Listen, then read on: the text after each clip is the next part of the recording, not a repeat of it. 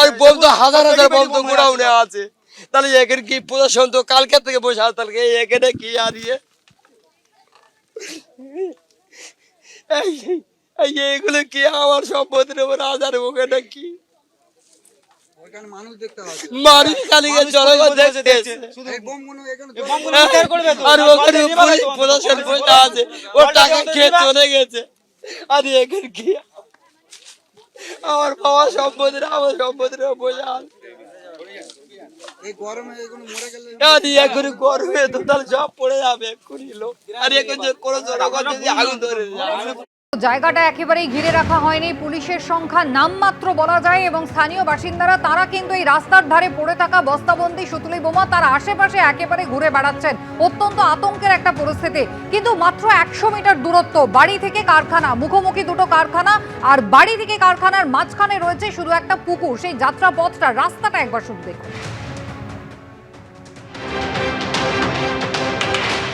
যে জায়গায় আমরা দাঁড়িয়ে রয়েছি সেই জায়গা থেকে যে জায়গায় এই বিস্ফোরণের ঘটনা ঘটেছে তা কিন্তু একেবারে ঢিলছড়া দূরত্বে।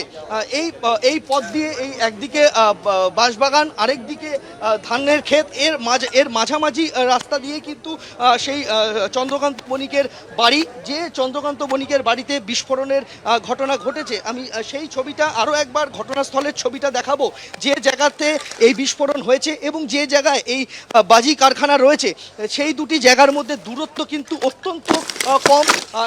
যে জায়গায় আমরা এসে পৌঁছেছি এই জায়গাটাই হচ্ছে কিন্তু চন্দ্রকান্ত বণিকের বাড়ি এবং তার আত্মীয় স্বজনদের বাড়ি রয়েছে এবং বিস্ফোরণ স্থল এই জায়গা থেকে একদম অল্প দূরত্বের মধ্যে। এই অল্প দূরত্বের মধ্যেই কিন্তু একদিকে ঘরের মধ্যে মজুত করা শব্দবাজি, হয়তো সেখানে বাজি তৈরির উপকরণও মজুদ থাকতে পারে, আর তার ঠিক ঢিলছড়া দূরত্বে সেখানে উপকরণ সহ তৈরি বাজি এবং তার কারখানা। ফলে স্বাভাবিকভাবেই গোটা এলাকা এবং গ্রামের এই অংশটা এক প্রকার যত গৃহের ওপর দাঁড়িয়েছিল তা কিন্তু এই ছবিটাই বলে দিচ্ছে। একটি দুর্ঘটনা ঘটে গিয়েছে, আরও দুটি দুর্ঘটনা ঘটে যেতে পারে এই আশঙ্কা করছেন গ্রামবাসীরা। কাঁচামাল মজুত করা রয়েছে প্রচুর পরিমাণে, আমরা দেখতে পাচ্ছি। পুলিশ আছে, মাসে টাকা নেই, ঢোলা থানা এমএলএ যুক্তি আছে, সমীর জানা বাবু।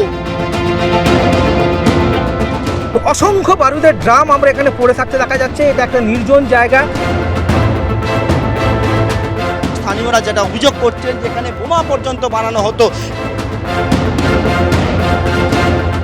পুলিশ কালী পুজোর সময় এসে টাকা নিয়ে যেত, আমরা নিজের চোখে দেখেছি। এগুলো প্রকাশ করলে হয়তো পুলিশের তরফ থেকে আমাদের উপর প্রেশার আসবে, বাড়ির তরফ থেকে প্রেশার আসবে।